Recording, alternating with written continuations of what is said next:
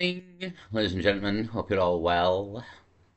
Peter Pan, Pan, Panic, Pandemonium. Going to talk about Peter Pan today and the dark origins of Peter Pan and what what the story really means, perhaps, or what it originally was before it's sort of been twisted into its modern version that we all know. Written originally by J.M. Barrie, was the author of Peter Pan. A very strange man indeed in himself, and a bit of background to him, and a possible paedophile, to be honest, a possible paedophile. And there is a bit of a tale of him sort of adopting some children after the parents died, and he wrote the book Peter Pan for them more than anything. But there's very much underlying tones of paedophilia in there. Here we have the Llewellyn Davis family. The Llewellyn Davis family played an important part in Barrie's literary and professional life. Barrie became acquainted with the family in 1987, meeting George and Jack and baby Peter, with their nurse nanny Mary Hodgson in London, Kensington Gardens. He lived nearby and often walked his Saint Bernard dog, Porthos. Again, it's a Greek-sounding name.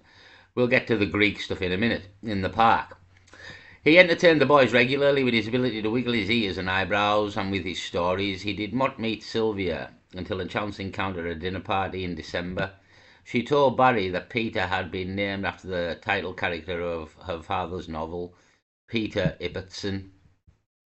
But Barrie became a regular visitor at the Davies household and a common companion to Sylvia and her boys, despite the fact that both he and she were married to other people.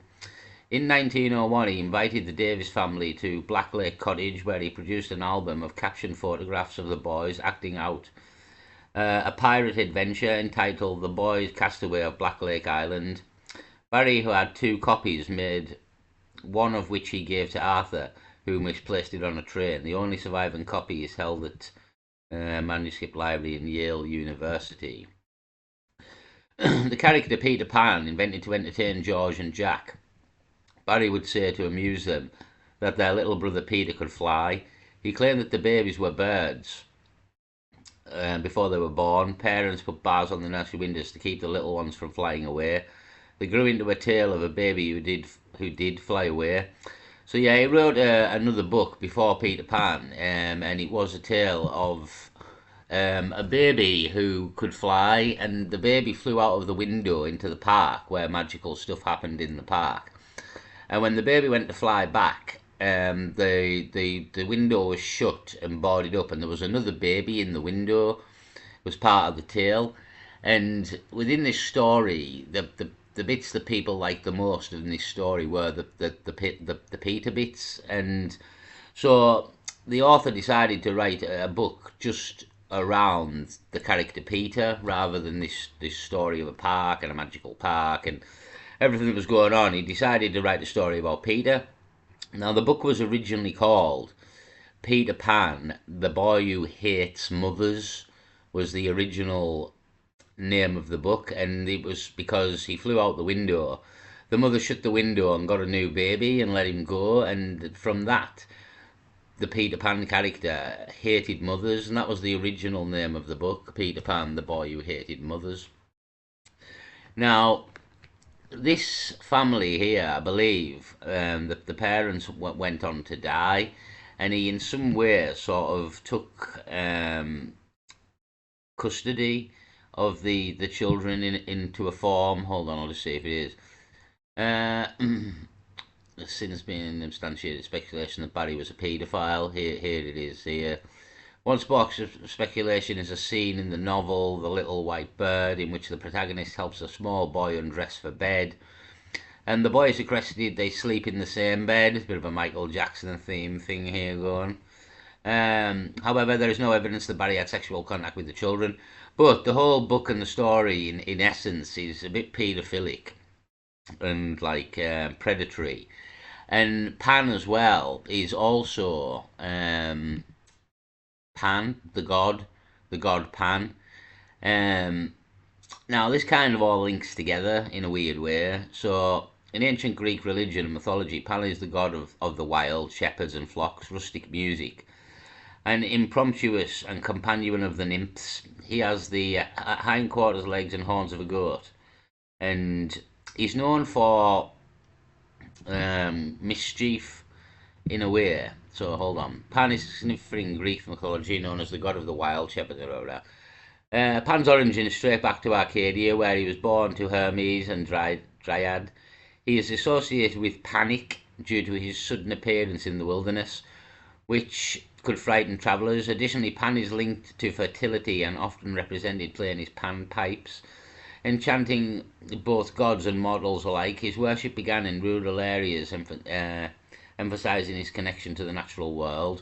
So, again, panic, pandemonium, these words have kind of been derived from Pan, the Greek god Pan, who was said to play the flutes and create panic and mischief and pandemonium with his tricks and his ways, so to speak. And there's a lot of people think, and it's probably a lot in it, that Pan is Peter Pan, that this little boy is in essence this god in a way. It's a change of the story, so to speak. And Peter Pan, the Peter Pan that we all know, again created by J.M. Barrie, known as eternal youth and ability to fly. Protagonist in the play novel Peter and Wendy, and various adaptations of the story. So yeah, the story's been adapted many times. You've got Captain Hook in there. He's the enemy of Peter Pan. Now, there's a very good hypothesis that Captain Hook is one of the Lost Boys. So basically, the Peter Pan steals children.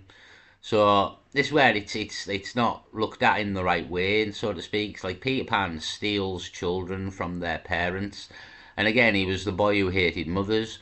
So he flies to people's windows, as we know the tale of Wendy, and he entices them, convinces them,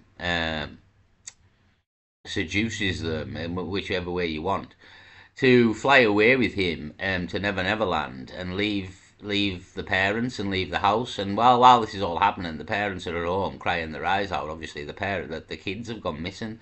They don't know where they've gone. In effect, Peter Pan has stole these people's children, and he uses tricks and kind of sort of predatory tricks to get them to go, like saying he's lost his shadow and his shadow needs sewed back on, and like, getting physical contact with the people. And if you look at it in the right way, it's very much a different tale. And again, this Peter Pan is probably Pan the god. And where's he gone?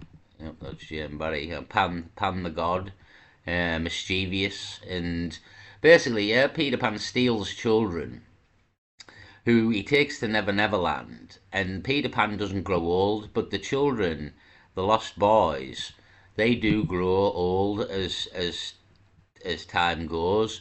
And basically, it's said on the island of Never Never Land that if the pirates do not kill you, eventually Peter Pan will.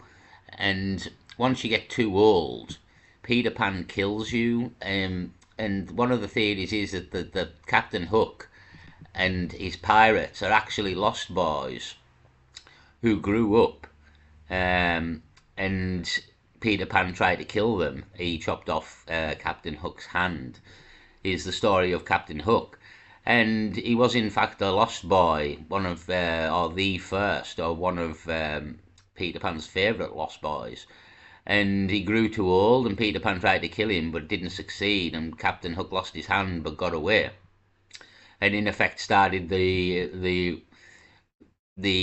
resistance against Peter Pan. And this was a child that was stolen from his parents when he was young and brought to Never Never Land, grew up and was never allowed to leave, and then was attempting to be killed by Peter Pan, so went against him. and all the other all the other pirates are the same. Are the adults who grew up, the Lost Boys who grew up, and Peter Pan would attempt to kill them, so they ran away and joined Captain Hook, and in essence are searching for a way home, and were brought there against their will, were tricked as children to going to Never Never Land, and the children like Wendy and the current children, they're all tricked to go and fight the war against Captain Hook. That's what the children are doing there. Really, they're all there to fight Captain Hook, who in essence could have been one of the first Lost Boys who grew up and Peter Pan tried to kill. Is the original tale that Peter will kill you when you get to a certain age, and again back into the sort of paedophilia. Again, once these young boys get too old, Peter Pan doesn't want them anymore.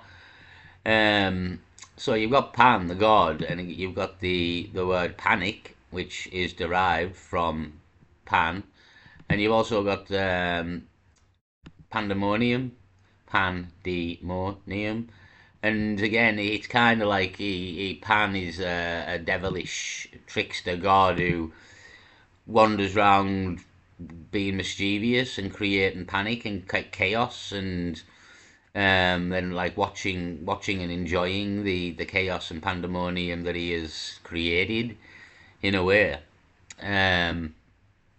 So yeah, very strong links that Pan and Peter Pan is in effect the god Pan, and is also a very dark character, as many of the characters are from some of these tales when you look into them.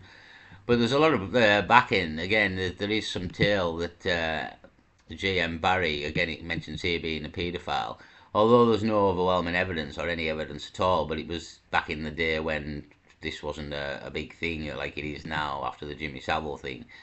But I believe the parents, Barrie suffered bereavements with the boys, losing two of whom he was closer to in the early 20s. George was killed in action in World War One. Michael Sperm was at the university, drowned in 1921. So when they got old, the boys both died in World War One and 21. Some years after Barry's death, Peter compiled his morgue from family letters and papers. When he was informed comment of his family and relationship with Barry, Peter died in 1960 by throwing himself in front of an underground train at Sloane Square Station. He killed himself, Peter. That's the man there. Killed himself. Maybe again, maybe a links to being abused when he was younger by Barry. Yeah, I'm sure there was a crack that the parents died, and he was not in maybe the carer, but in some way. It says here, Barry inserted. Yeah, some there. When copying the will informally from Sylvia's family a few months later, Barry inserted himself elsewhere. Sylvia had written that she would like Mary Hodgson, the boy's nurse, to continue taking care of them, and for Jenny, referring to Hodge's sister, to come and help her. Barry instead wrote Jimmy, Sylvia's nickname, for him. Barry Hodgson did not get along well and served together as surrogate parents until the boys were grown. So yeah, that's what he done. Inserted himself in the will. So again, links to paedophilia, putting himself in the boy's life. The tale's predatory in ways. Again, how Peter sort of tricks people into going to Never Never Land and ultimately to fight the war against the pirates and die in fighting against the war against the pirates. Or if they get too old, Peter will attempt to kill them himself, or they run off and become a pirate. So there's no good side to going to Never Never Land, really. There isn't a good side. And there's only Peter Pan that doesn't grow old. Everybody else does grow old. So a very dark tale, to be honest. And the author, Barry, seemed a bit of a weirdo kind of paedophile. And obviously into his dog was called Pantheos or something. It seems to he's into his Greek. Seems a very Greek name. And then we've got the Greek god Pan, as we mentioned here, and what Pan was all about. And it seems all quite strong connections to me, and a dark story really, Peter Pan, but it's been changed by Disney into like a bit more of a lighter thing. But the original tale again was Peter Pan, the boy who hated mothers, and again, this is the tale that we're left with today. But originally, it was a very dark tale, it would seem, and it was a paedophile's stories for his victims and how he got his victims, and the children in question that were mentioned in the tale down here, that there is actually a child called Peter who killed himself. As we said there, he 1960 throwing himself in onto the underground. So I mean that could maybe smack of abuse when you were in younger years as well, doesn't it? And who knows? But yeah, just a very dark tale, Peter Pan, and and maybe not what a lot of people think or thought it was, or the author, to be honest. And again, there is sort of a link to paedophilia, really, and there is like him putting himself in the will, and the story is pretty dark, really, and it was darker before sort of Disney have lightened it up slightly. But even then, it's in essence this boy steals children off people and gets them to go to Never Never Land to fight a war, and when they get too old, he tries to kill them himself. You know what I mean? So that's not in the Disney version, obviously, but that's the original tale that Peter would kill you himself. So yeah, Peter Pan. But to me, it's really oh God, lost it again. It's really Pan, the god Pan, and his flutes and his pipes. And there is a few pictures of Peter Pan, very old ones, and he does look like he's kind of got horns with his hair. And again, that's kind of been took out in this, more like this one here. It's Peter, very early depictions of Peter Pan having playing flutes and look like he's got horns with his hair. So to me, I think that Barry was really sort of rewriting the story of Pan the god in a way. I'll leave it there, people. Peace.